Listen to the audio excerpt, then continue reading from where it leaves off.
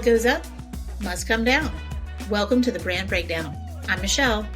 And I'm Courtney. And this is where we're going to track the rise and fall of big brands, from companies to celebs to pop culture phenoms and everything in between. Let's get started. Hey everybody, hope everyone is doing well this morning. We have breaking news in the United Kingdom. King Charles has cancer. Courtney, I'm going to let you start off by telling us everything you know, and then we'll go over a few things about what that means. Okay, so what I know is basically exactly what you said. The king has cancer. Buckingham Palace, unlike when he first went into the hospital a couple of weeks ago to have the treatment for his enlarged prostate, did not release a lot of details this time. So we know he has cancer. We know that it was found during the surgery for the enlarged prostate. We know that they saw an area of concern, and then after some testing, it was determined to be cancer. The prime minister has mentioned that it was caught in early stages, and there's been some indication that everything is very positive and not necessarily a very scary. Yeah, well, I guess with all cancer, it's so hard to say, it's not life threatening because it's cancer, right? But there's no indication that there's any imminent threat. They've said that the king will continue undertaking his administrative duties, so that's his daily red boxes, paperwork, reading through the various documents and letters that come across his desk. They have said he is also going to do his best to keep up with his weekly meetings with the prime minister. However, the public-facing duties, so investitures, walkabouts, all of that type of thing, will be postponed for the time being.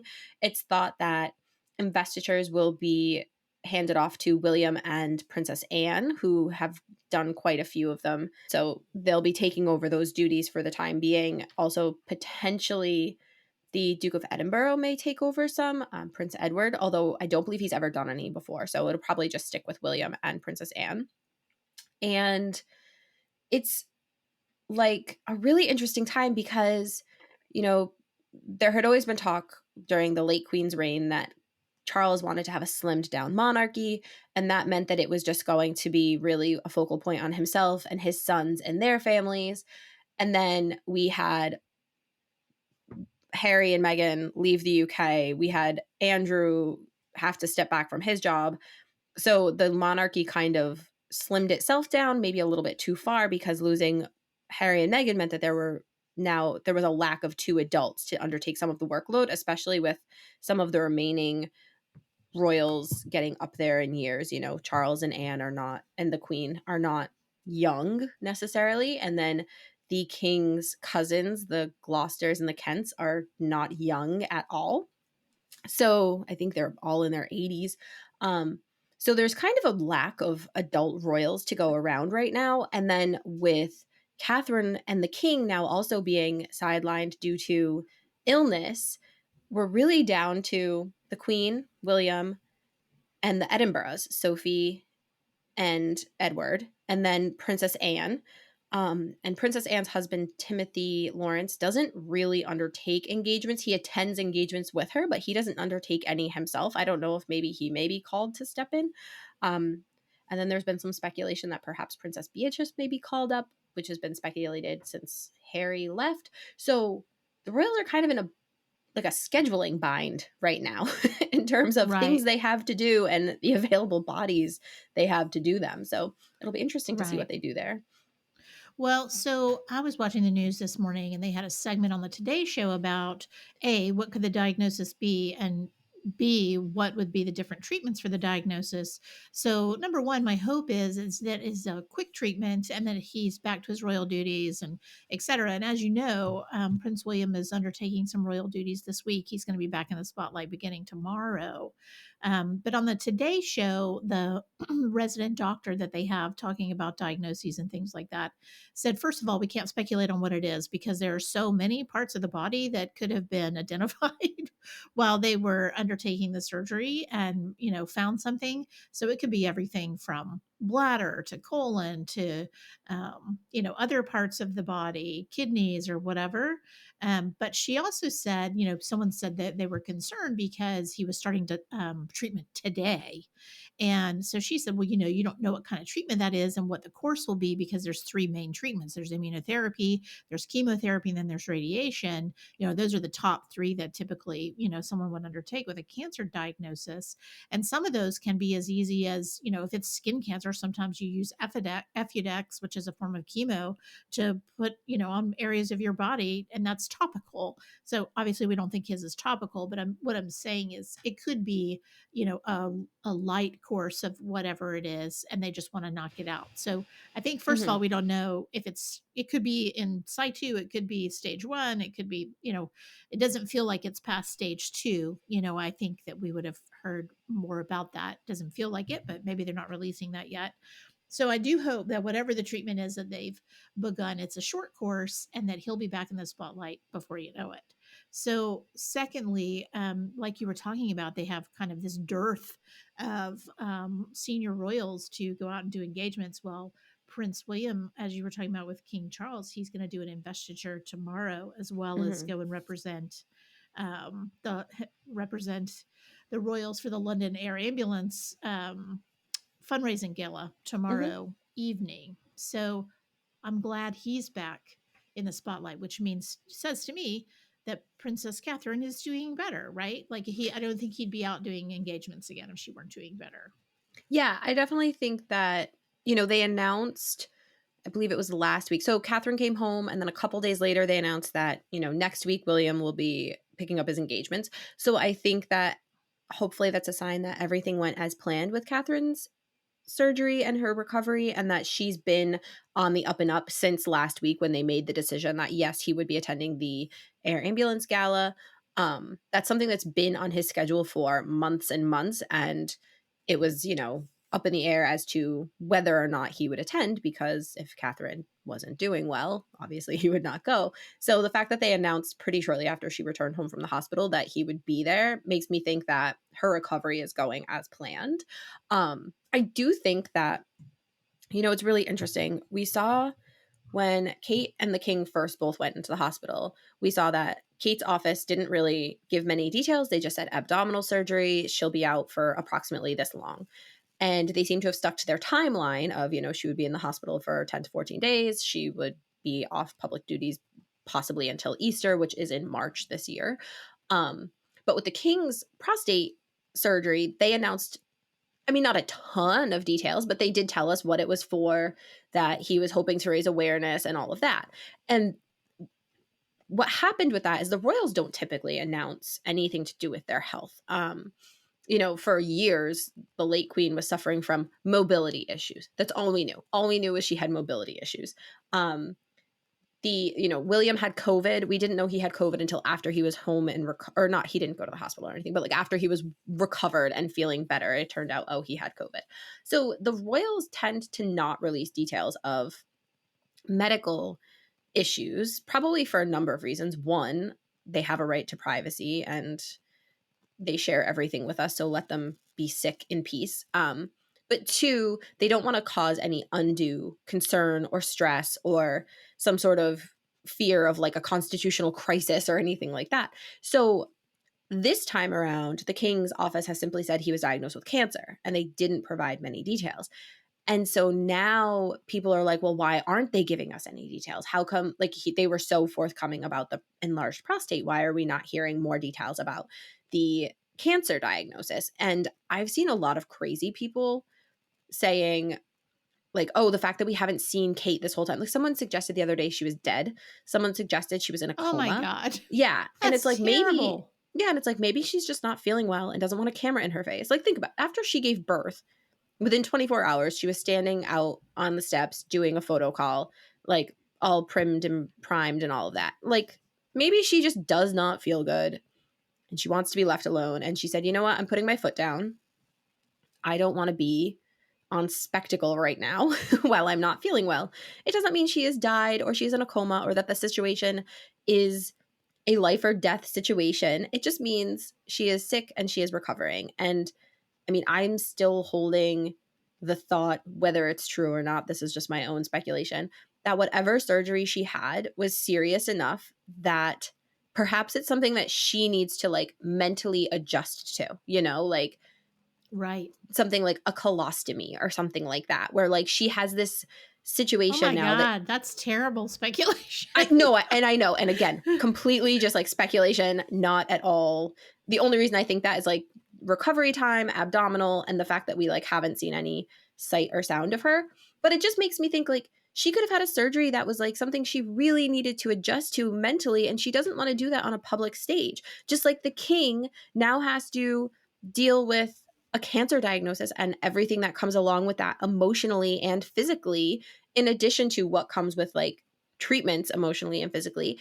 And he just doesn't want to do that in public. And I think that is fine.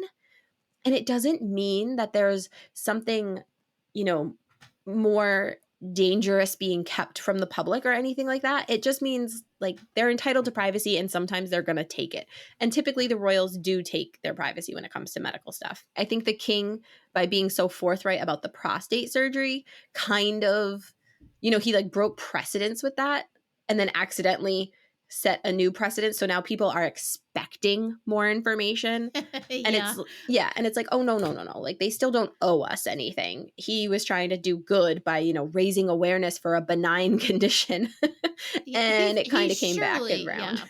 Yeah, he surely did not expect that a cancer diagnosis was gonna come out of the fairly routine, prostate surgery. So I'm sure that was quite a surprise.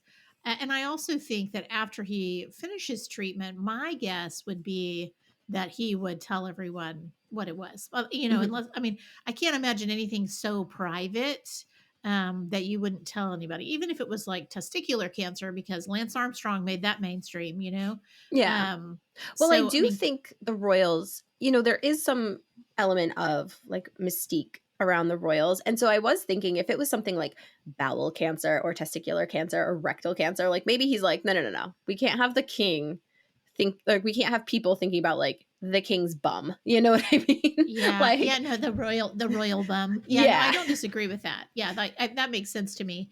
It's interesting because I was looking up, like what happens when the king is suddenly indisposed, and it all comes back to the Regency Act of 1937, where Mhm, if there is an heir who is younger than 18, then they have a regent kind of step in to take over duties. But mhm. because the royal family doesn't have any actual political duties anymore, it's really kind of a formality. So there's really nothing that happens, as of right now with him stepping back or whatever. Or if for some reason he was more ill than they let on. It's just, I think like you had talked about that there's a possibility that if he was really ill, that he might have William step in and assume many of his duties, but we hope that's not the case. Yeah, Um, the regencies don't get triggered. So the way the regency gets triggered is that, um, the sovereign's spouse, although I think it may only be applicable to a queen, not Prince Philip during the late Queen's reign. So the Queen, um, the Lord Chancellor, and a couple of other people on the Privy Council have to all agree that a regency needs to take place. And then in that case, the regent becomes like there's like a list of people that it becomes essentially, and right. they have counselors of state and there's multiple of them. So it doesn't just get triggered with like, oh, when the king was, under anesthesia, it didn't trigger a regency for that couple hour period of time where he was like indisposed. You know what I mean? It's just if he Like were with Biden and Kamala Harris. Like when Biden had a colonoscopy, Kamala Harris was president for a few hours. exactly. And they do that in other monarchies as well. Anytime, and actually in other monarchies, anytime the monarch is out of the country, a regency is enacted. So I mean, Frederick is the king of Denmark now, but when his mother was queen a couple weeks ago, anytime she left the country, he became regent. Even if she was, if she was on vacation, if she was on state duty, even though she was technically the queen, there needed to be someone in the country who was in charge, essentially. But like you said, the royals don't necessarily hold any political duties. I mean, the monarch does still have to sign on sign off on acts of parliament, they have to sign off on any military plans, but it's all very ceremonial. It's not necessarily official, and I'm sure parliament could, it would cause a Move without them. yeah, I'm sure it would be a problem.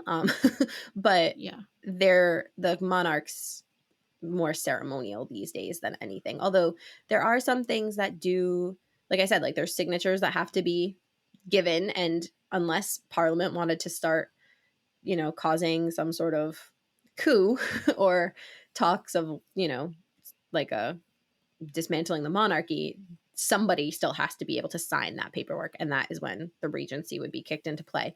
But only if the king became so incapacitated that it wasn't like, oh, he'll be back tomorrow. Like it would have to be like, oh, he's in a coma for 2 weeks or something like that. You know what I Right. mean? It would have to be very serious.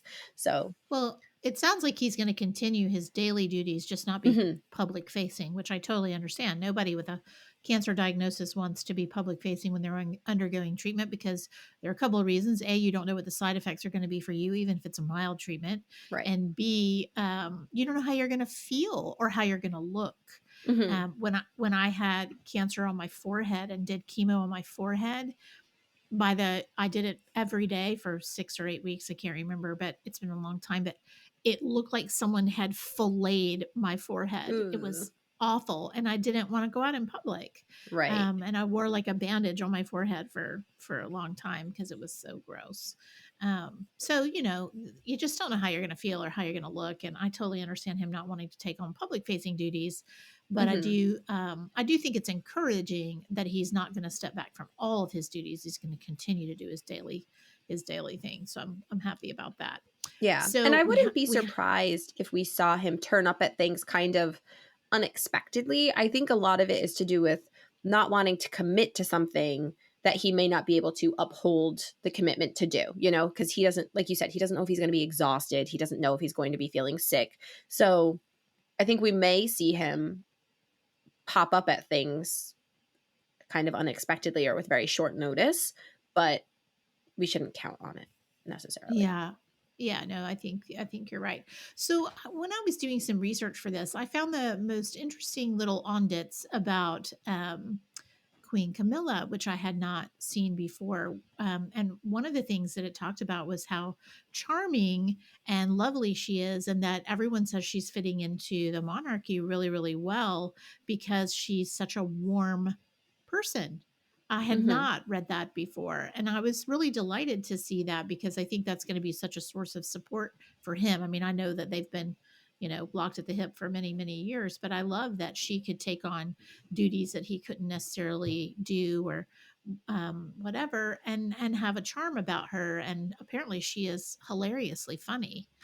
Yeah. So I was delighted to read that, having not read a whole lot of positive things about her. That kind of made me happy to read that. I think I read that in the new book actually, which Yeah. we're going to be discussing later this week. It's been for years. I've been a Camilla fan for a very long time. Um, and I've always thought she got like the short end of the stick on everything. And it's been talked about for years how she is not only really a source of like comfort and strength for Charles, now the king, but also she's hilariously funny. She has a very dry sense of humor. And she's also a very like caring and compassionate person where they talk about in the book, they were talking about her childhood, and her sister was talking about how they just grew up in this like warm, loving, cozy family, very unlike what you think of an aristocratic upbringing being with like, nannies and you see the parents once a day or whatever.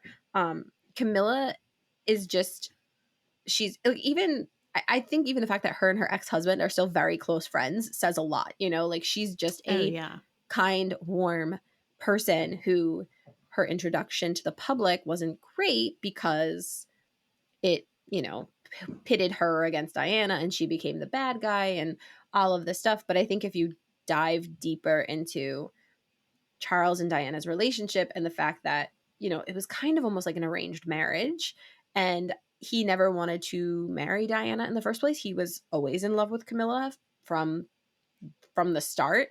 It to me, I've always looked at Camilla as like they're almost Camilla and Charles to me have always been kind of like a great fairy tale. Like they were kept apart and then they were finally able to be together which is what they wanted all along. So I I've have to always liked interject her. here, but at the expense of another woman.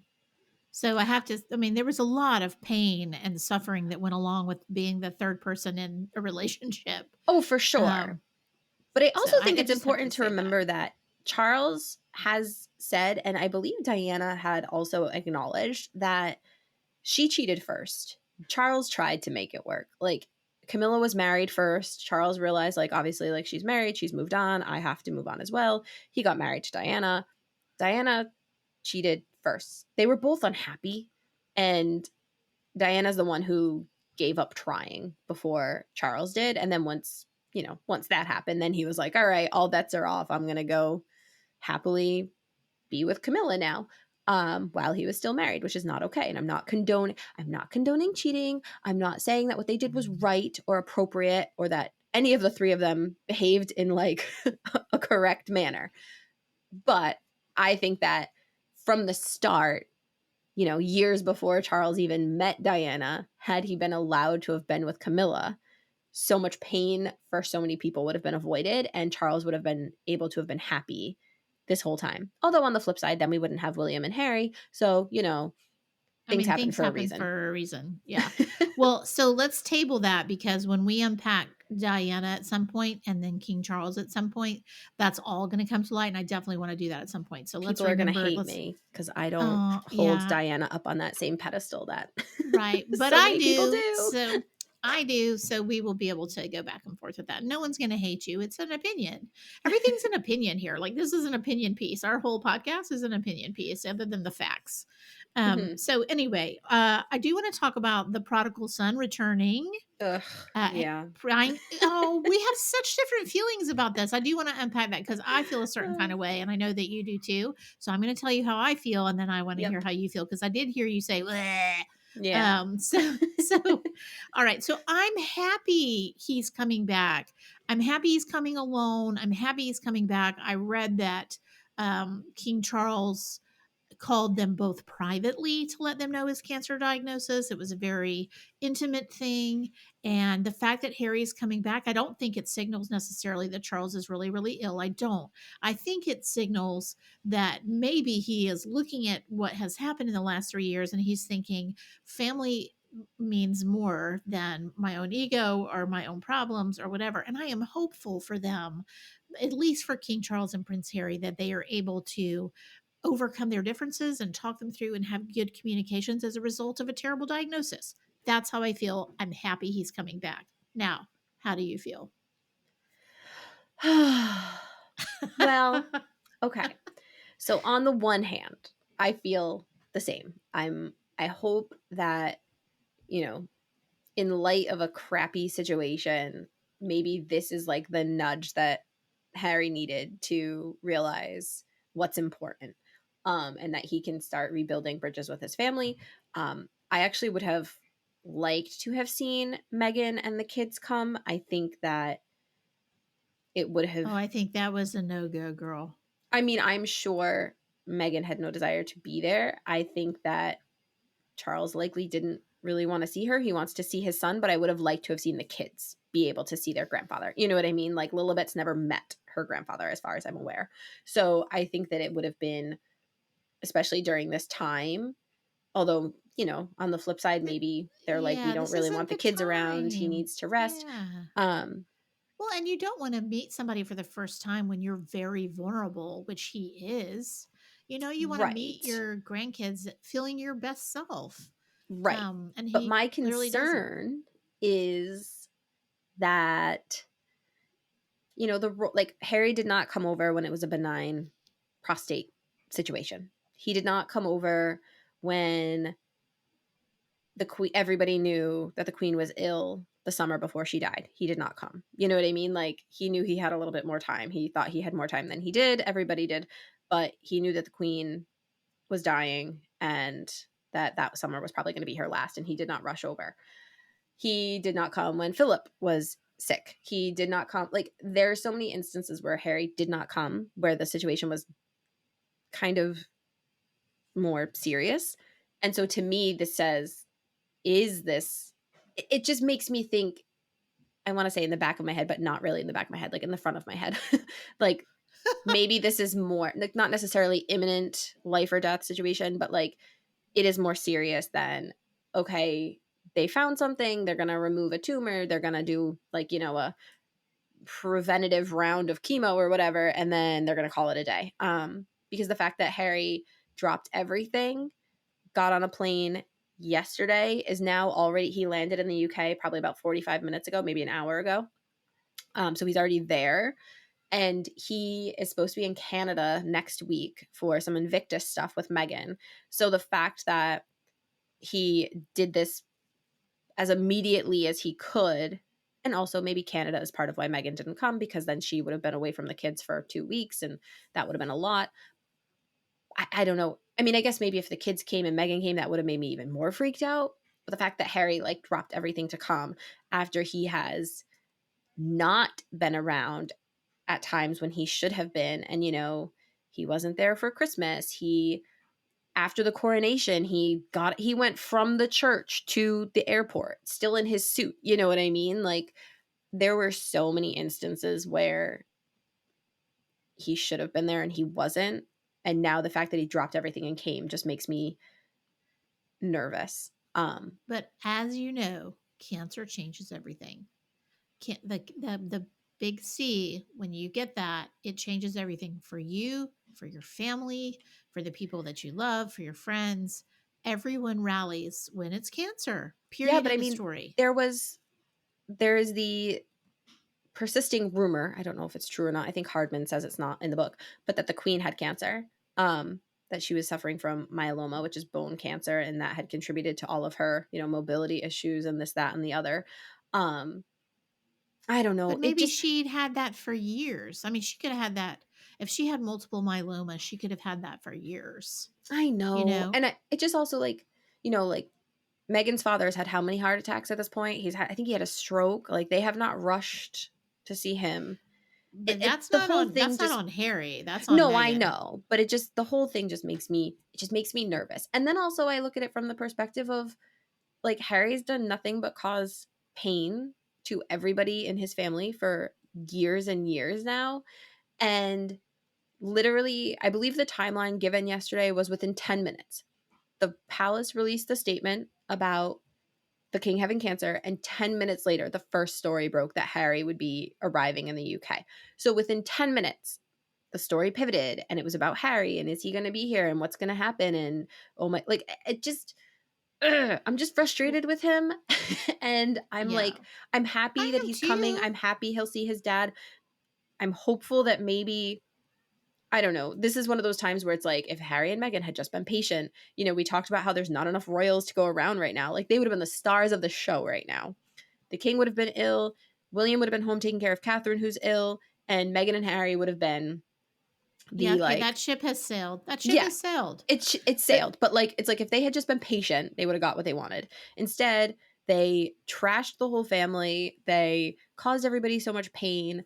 And now Harry's coming back, and it's like, is this going to be during this time of slimmed down monarchy and not enough royals to go around? Is he going to be invited to step up? Are they going to oh keep him on the no. No way. sidelines? Is he No going to way. recover his relationship with his brother? Like, No. and like, is seeing him, I'm sure on the one hand seeing him will make Charles happy, but then on the other hand, like, are they going to have some painful conversations that it's like, this is not the time and place? Don't forget, Harry is still suing his father's government. Like, it's just a mess, and I just feel like it's like, Harry, I wish you would stay away, because you lost the door for him to have made amends. I think had closed, and to do it now seems too self-serving, or not self-serving, but like, Okay, I gotta totally I disagree don't with you. The know. It's door just was not the never right time. closed. The door was never closed in terms of his relationship with his father. Now, maybe his brother and his sister in law and his stepmother, fine, door might be closed forever there. But when it's your child, you know this, you have two children. I When it's your know, I child, know. you always forgive, you always love. It's unconditional love for a reason. And I believe with all my heart that King Charles loves Harry and William But Harry doesn't unconditionally. But Harry doesn't I'm not saying he unconditionally love doesn't. his father and his family, Okay, and to me, but that's like, that's then not you don't get to be here. You don't okay, get but to, that's like not what this is. No, that's not I what this is know. about. It's not about Harry's incapability of loving his family unconditionally. It's about King Charles saying, I have cancer. I love my son and I want to forgive him and restore relations to the best of my ability. Only between the two of them. We don't know that Camilla's going to be or William or Catherine. Definitely Catherine's not going to be there. This is about Harry and Charles. 100%. It's not even about Meghan. I think that you just love your children unconditionally. I mean, the only the only thing that where you would break that is if your child maybe killed your spouse or maybe killed his sibling or something like that, and then maybe there would be a crack. He did awful things. I am not disputing that, and you know how I feel about the things that he did. I would never have done that. At the same time, it's not our place to judge whether or not Charles forgives him. You know, I guess my thing is that if Charles is happy, then I'm happy. But if him finding out that Harry was coming caused him any amount of stress, then I feel like Harry should stay away. And obviously, I'm going to assume that since Harry is here or there, I guess not here, since Harry is in the UK, since he got a police escort from the airport to wherever he was going, we had started recording before I even found out where he was going. Then I'm going to assume that Charles is happy that his son is there. And so I will be happy if Charles is happy. I will follow the king's lead. But man, I wish he had come, the summer before the queen died and done the I right will tell thing then. you, there is no way that man has a police escort and has come to visit his father and it has been announced publicly without King Charles's not only approval but invitation. There's no way that Charles would invite him knowing that it could potentially impact his recovery or his treatment if he was not 100% sure it was a good thing for him to invite him. Harry didn't just jump on the plane and say, I'm coming. He can't do that anymore, Well, I mean, until they have anybody repaired could. relations. I could Oh, jump but on a he's not, plane and go to the UK and then just yeah, obviously I but you couldn't won't go get see the in. king, but well, But you wouldn't get in. we don't know that Harry will get in. We Oh, he assume he he will. has a police escort that had to have been arranged by the palace. Mm, He didn't arrange his own police escort because he don't want to pay for it. We all know that. true. True. True. So I Like I think that he said, was invited. do you think William will ever forgive him? No, I absolutely don't not. I don't either. And based on what I read in Hardman's book, William has zero intention of forgiving him. William and Charles have not even read the book. Did you know that? They've just Yeah. been briefed by aides. Yeah, that was for Spare, that's for Crown, the docu-series. So, I believe for Hardman's book, there was palace participation. There was a lot of it. Actually, he has a lot of interviews with like named like Princess Anne, Annabelle, who is the queen's sister. So, Charles participated in Hardman's book to an extent. Um, but yeah, Spare and the docu-series, neither of them have ever watched it or ever will. And I don't blame them. Right. I wouldn't want to. And I think Right. it was in the book, it said that one of William's aides said something like, he's a grown-up man with a cell phone and the BBC app. He knows what's out there, but like beyond that, we just tell him what he needs to know and he's content not knowing for himself. Yeah, if I was someone with a particular fame that William has, I would never read about myself on the news. No. Like, I just wouldn't. I mean, I would never want someone to influence how I felt about myself based on gossip and speculation for the most part. You know what I mean? Mhm. So I would not read the news either. In fact, if I were a celebrity, I would not read the news. I wouldn't I mean, either. yeah, I would no, just let my with team tell me what I need to know. Like, oh, was the review for that good or bad? If it was bad, how could we make it better? But like, I don't need to hear the specifics of everybody freaking out. Okay. So, speaking of people in the news and scoops, I do want to pivot a little bit and talk about the fact that they're doing a movie on the Prince Andrew interview on the BBC called Scoop. And it's going to stream on Netflix sometime in the next year, I think. And I just think that is crazy. I'm just I think it's absolutely. also It's along not the way. just about the Andrew interview, is it? I thought it was about the journalist and how she tends to Oh, it's get. all yeah, it's all I about the scoop. It's all about, how that interview came about, how it happened. Oh, I thought it was about Um, her in general, not just that specific interview. That's crazy that they're doing a documentary about an interview. I that's what I read, and it's based on the book Scoops by Sam McAllister, which kind of talks about how people get big scoops, or some of the Oh, biggest okay. scoops. That's Yeah. why I So thought it was about, like, I didn't realize it was just about the interview. I thought, because the book, okay, I must have gotten my, like, headlines confused. So the book is about multiple scoops, Got and it's it. called Scoops, and the movie is called Scoop, which is without the S, and that's just about the BBC interview with Andrew, which, he stepped back the next day from royal duties when that thing aired. I mean, it was such a terrible misstep in his career. It really Yeah. it really tanked him in a terrible way. And eventually we will break down Prince Andrew, and it will come up his relationship with Jeffrey Epstein and the list and that infamous picture and all that. So I'll be excited to break that down at some point, probably later in the year. But anyway, so that's another little piece of royal news is that Scoop is underway. They're already filming it. I think they started filming it in 2023. Oh, So wow. hopefully it'll come out. Yeah, hopefully it'll come out sometime this year. All right, everybody, that's it this week for the Royal Weekly wrap up. Thanks so much for tuning in to us as always. We look forward to talking to you again. Later this week, we'll be reviewing the Hardman biography of King Charles and giving you all the key takeaways. Y'all have a great day.